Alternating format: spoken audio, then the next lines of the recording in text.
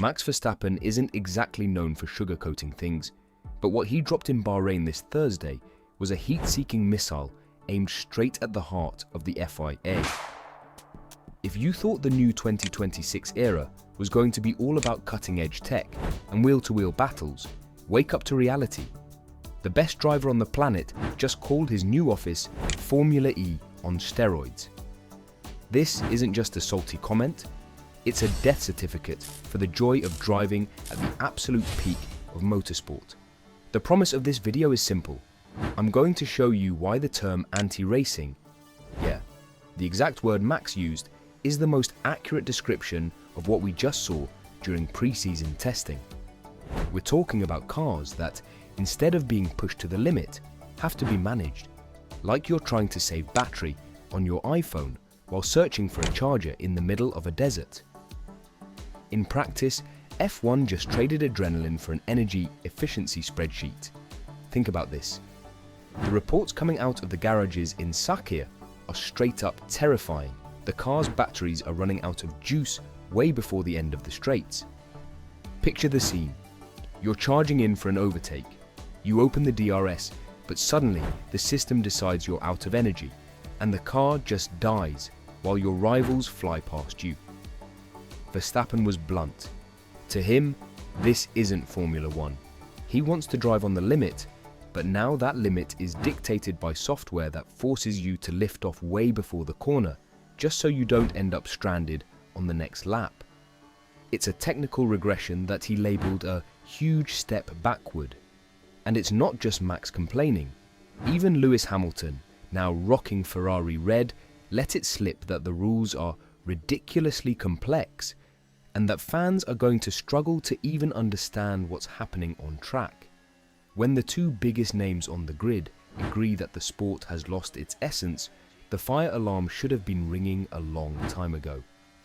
The FIA tried so hard to be green and sustainable that they ended up building a car that the drivers themselves actually hate driving. Let's dissect what this anti-racing concept actually looks like. The core issue here is the energy ratio. To put together even a semi-competitive lap, the driver has to pull off a balancing act. Forget that aggressive driving style, attacking curbs and braking at the last possible inch.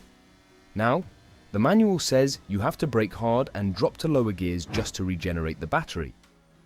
Verstappen himself said it's ridiculous to have to think about whether to upshift or downshift just for the energy impact instead of pure performance. This impacts everything. Mechanical grip is low. The new tyres aren't talking to this car configuration, and the result is a frustrating experience for whoever is sitting in that cockpit. Gabriel Bortoleto, the Brazilian rookie at Audi, confirmed the cars are more twitchy and that we're going to see way more off-track excursions. But while the rookie is trying to adapt, a four-time champ like Verstappen has zero patience for being a kilowatt accountant. He wants normal driving, the way F1 is supposed to be. The detail that nobody is talking about with enough gravity is the comparison Max made with other categories. He's been venturing into endurance racing, like the 24 hours of Nurburgring, and his answer as to why he loves it was a gut punch to Liberty Media. At least there you can drive on the limit without having to stare at a battery. Do you realize how heavy that is? The best F1 driver in the world is using his free time to escape F1, just to feel what real racing is like. In my view, the problem isn't aerodynamics. Max himself admitted the car's proportions look fine. The problem is the rest. It's this push to force a hybrid technology that seems to have hit its limit for the sake of the show. F1 has always been about excess, noise and man overcoming machine. Now, the machine is giving the man orders. Lift off, change gear, save energy. That's not elite sport. That's a lab test with a crowd in the stands. Here is where it gets real for the future of F1. Max's contract with Red Bull goes until 2028. But for a guy who has already won everything, money isn't what's keeping him on the grid. He was very clear. A winning car doesn't matter to me. It needs to be fun to drive too. If the fun disappears, Max disappears. He's already exploring other things outside of Formula One because he knows we're stuck with these regulations for a good while. The terrible impression left in these first Bahrain tests isn't just a champion throwing a tantrum, it's a warning. If the category continues down this path of prioritizing management over pure speed, we run the risk of seeing the greatest talent of this generation retire before he's 30, simply out of boredom. And he knows people won't be happy with what he's saying, but as he put it, I'm direct. At the end of the day, the fan is the one who loses. How are you going to explain to a new viewer who started watching F1 because of Drive to Survive that the driver didn't overtake because the battery maxed out? In the middle of the straight, how do you explain that the strategy now is to brake where you shouldn't just to charge a capacitor? That pushes people away. The essence is being drained in the name of a complexity that nobody asked for.